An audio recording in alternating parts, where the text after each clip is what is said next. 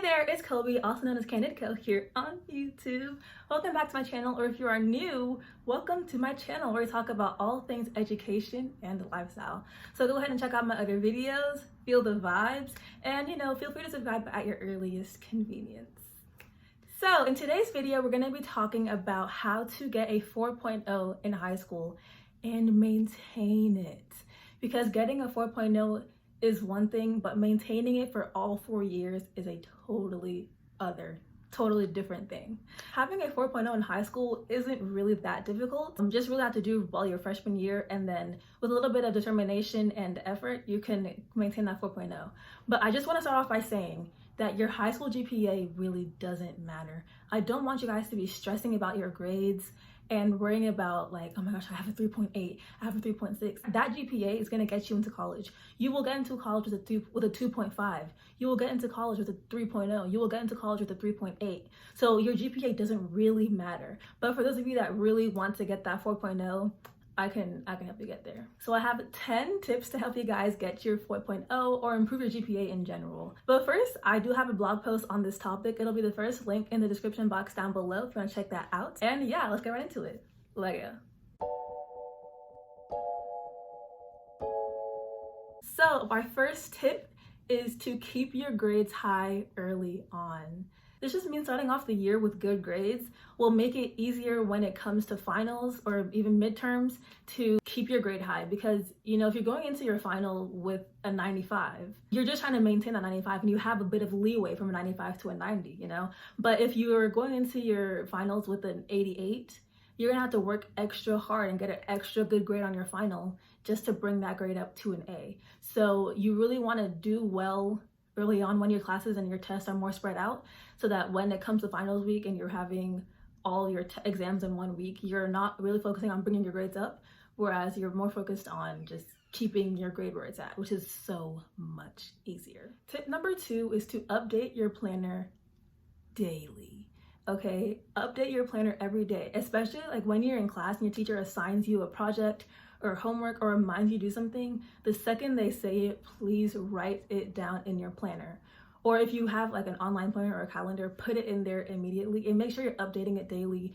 Taking things out that you've already done and adding in new homework, adding in new assignments, putting in new study times, things like that. So you're constantly forced to look at your planner, and so you're not forgetting about things that you thought you may have remembered. Also, color code your planner to make it easier to look at. So my planners are always red is tests and quizzes, and then light blue is studying, black is what we did in class if I really need to know that, pink is always homework, and then dark blue or like orange or purple or whatever other color I have is due dates for assignments.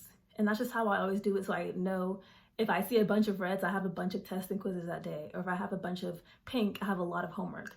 So that's just easier for me to be able to look at a day and be like, okay, I have this, this, this, and this, just by looking at the colors without actually reading anything. Tip number 3 is to turn everything in on time. Turning things in late or not at all is such a big mistake that people do, and they think that, oh, I'll just turn it in later and it'll be fine. No, because at least in my high school, they took off like 15 points, something ridiculous, for daily grades. And then for major grades, it was even worse. It's like take off 30 points if it was 1 day late. That is like the worst thing you can do if you're trying to get good grades, because it's not that you didn't know what you were doing or that you just did bad on it. No, you just didn't turn it in, and that is so bad. Oh my gosh. Just turn everything in, especially in high school. A lot of low-key, a lot of things are just completion.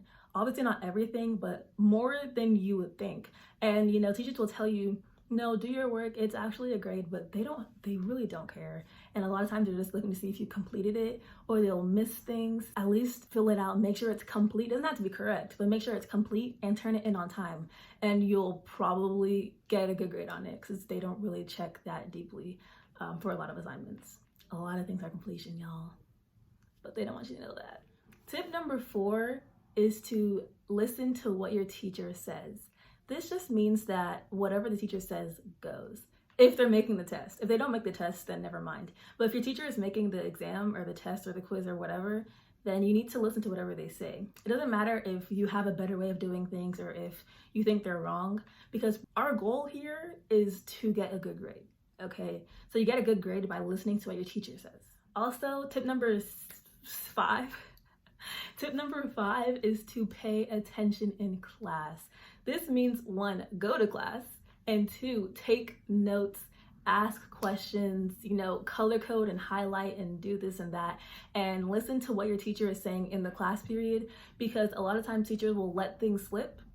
They will drop hints, they will emphasize certain things, they will emphasize important information that they want you to know for the exam, and they'll repeat things. Anything that is repeated, you need to know forwards and backwards and upside down and in Spanish and English, because it's going to be on the test. If they repeat it, it's going to show up on the test or on the quiz or on the final or on all 3. So make sure you're knowing those repeated things. Plus, if you pay attention in class and you take good notes, you won't have to study as much later because you already pretty much know everything.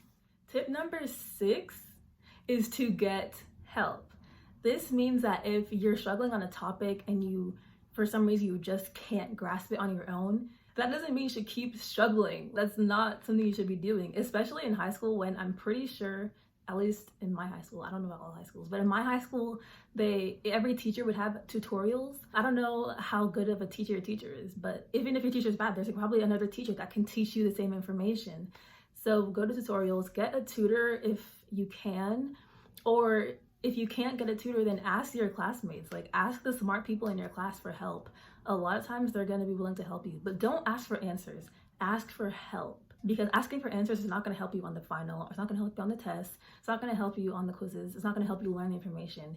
So ask for how to do it so you can do it on your own. But yeah, don't struggle for no reason if you don't have to. There are resources out there to help you. Tip number 7 is to always know examples. This means that for the classes where you are given a definition, or if you're in math classes, you need to know the examples that are given to you in class and that are given to you on homework and stuff like that, but also know your 1 or 2 examples of your own for everything. So if you're learning about, what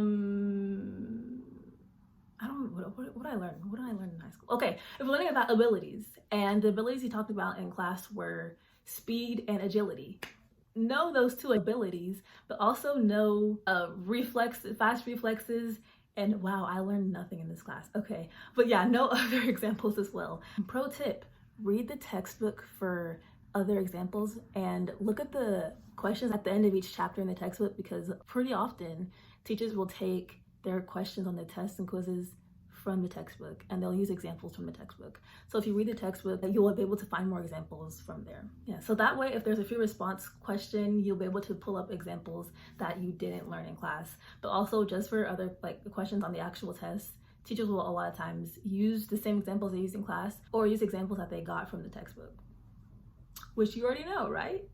Tip number 8 is that you have to study. There's really no way around it. I'm sorry.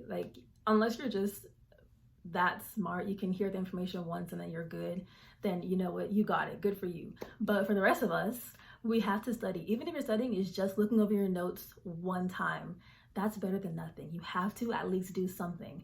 There are other methods of studying. I'm going to be coming out with a video on my best studying methods and my tips for studying successfully. That's going to be coming out in a week or 2, so be on the lookout for that. But yeah, you have to study, and personally, I hate studying, but I still do it because I know I need it in order to get good grades. So just find out what studying methods work best for you. Try out different ones, and different classes require different studying methods. So try those out and see which ones you like the best. Tip number 9 is befriend your teachers. I can't say this enough. I think I've said this in every video, because that is the biggest finesse, honestly. They can bump you up. If they like you, they'll bump you up. If they like you, they'll grade lighter, or they'll grade easier on your projects, on your essays, on your work in general. They'll miss mistakes, all kinds of things if they like you. I've seen people not turn their work in at all, but tell the teacher that they did turn it in, and that you know me, you know how to turn it in, right? And I always do my work, blah, blah, blah. And the teacher's like, okay, yeah, I guess I just lost it. I'll give you 100. That's because the teacher likes them, the teacher trusts them, and they have some kind of friendship or something. I don't know. Just get your teachers to like you. You'll be chilling the rest of the year. And lastly, tip number 10 is to take a nap. Take a break. Just chill out. Like, bro, you're in high school. High school, y'all should not be stressing about high school. I'm so sorry. But high school should be fun, because when you get to college and beyond college, you're not gonna have the kind of free time.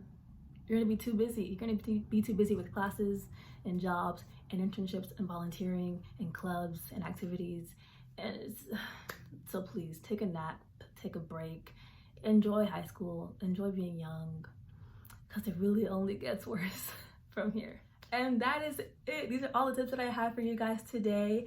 I hope you enjoyed this video. If you did, give it a big thumbs up and comment down below which ones you like the best. And check out my other videos, check out my blog, and I will see y'all next time. Bye.